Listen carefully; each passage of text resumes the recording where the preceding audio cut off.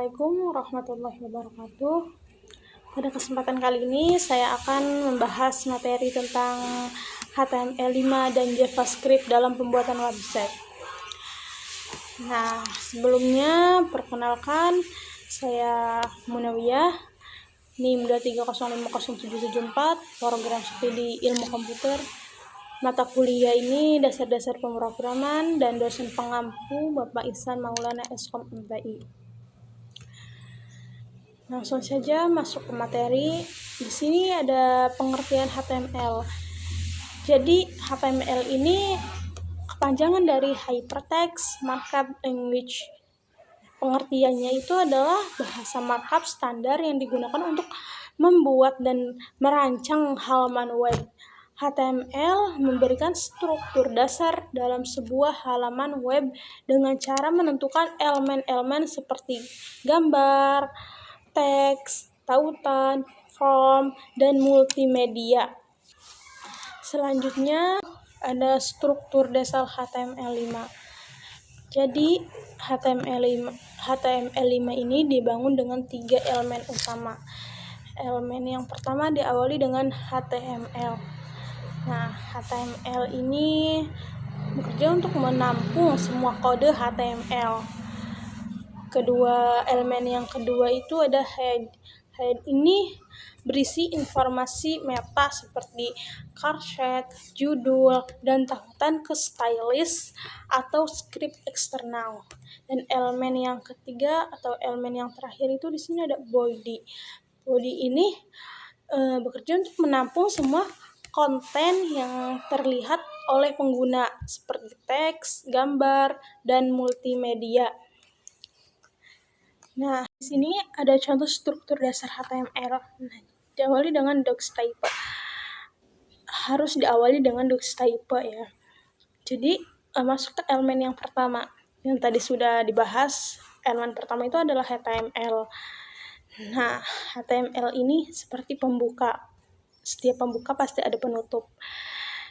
Nah, lanjut ke elemen kedua yaitu head. Dalam head ini pasti ada title.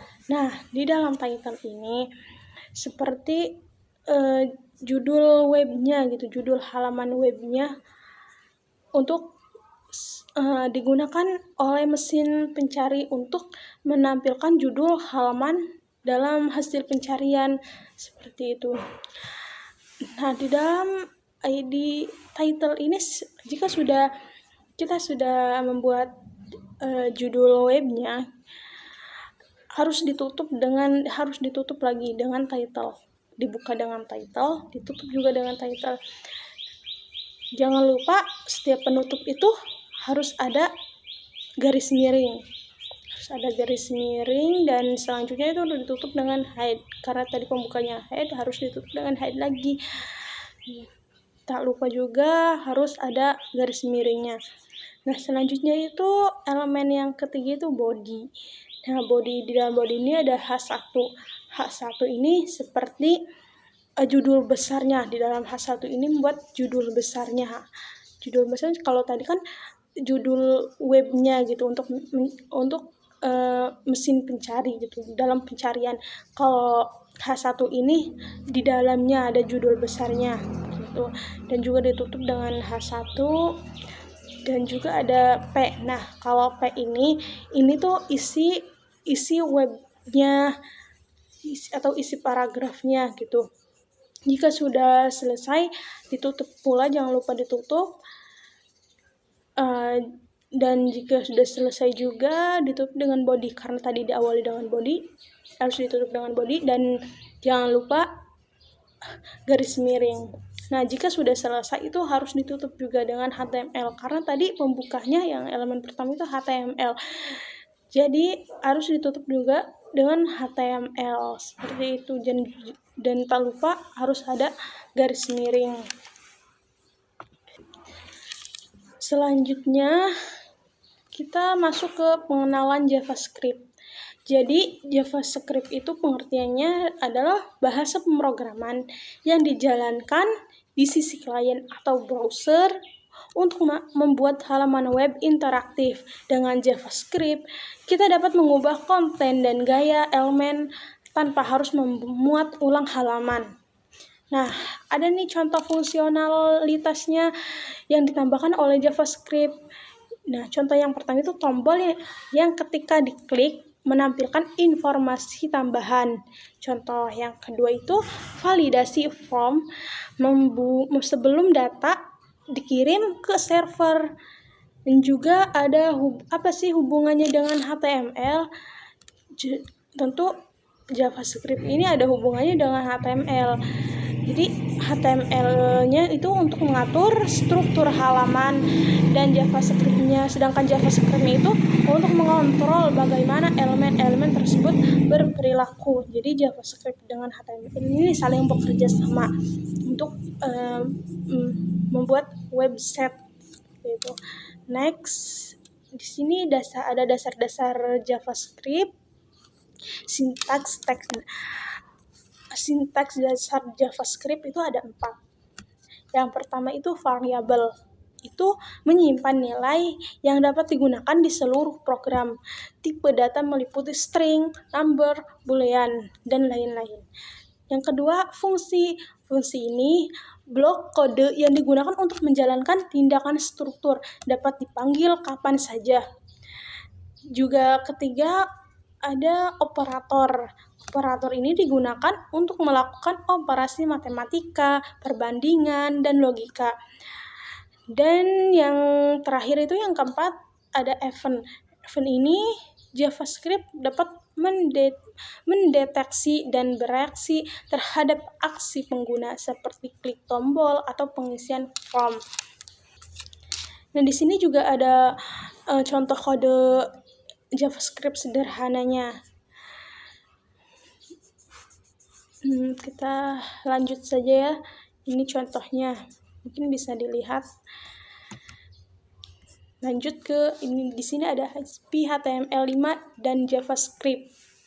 Nah, HTML5 ini menyediakan SP web yang bisa diakses menggunakan JavaScript untuk membuat aplikasi web yang lebih kaya dan interaktif. Nah, yang pertama itu ada Web Storage API. Nah, itu tuh untuk menyimpan data di browser tanpa menggunakan cookie, misalnya local storage dan session storage. Dan di sampingnya itu ada contohnya. Bisa dilihat. Dan yang kedua itu ada Geolocation IP. Itu mengakses lokasi pengguna dengan seizinnya. Di sampingnya juga ada contohnya. Dan dari materi yang sudah dibahas itu, kita simpulkan HTML5 itu menyediakan struktur dan elemen semantik yang jelas untuk halaman web, memungkinkan mengembang untuk menyusun konten dengan baik dan mendukung multimedia tanpa plugin.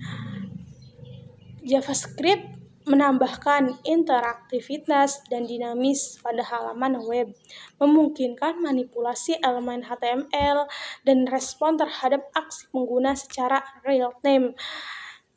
Juga kombinasi HTML5 dan JavaScript menciptakan pengalaman web yang interaktif dan responsif, memperkaya konten, serta meningkatkan keterlibatan pengguna.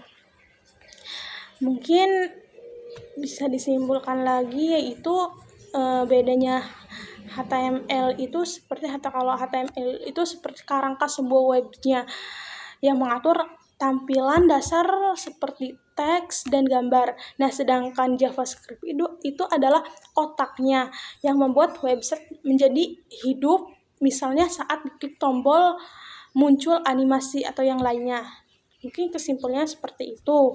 Itu saja pembahasan materi yang dapat saya sampaikan. Kurang lebihnya mohon maaf. Jika ada salah-salah kata, mohon dimaafkan.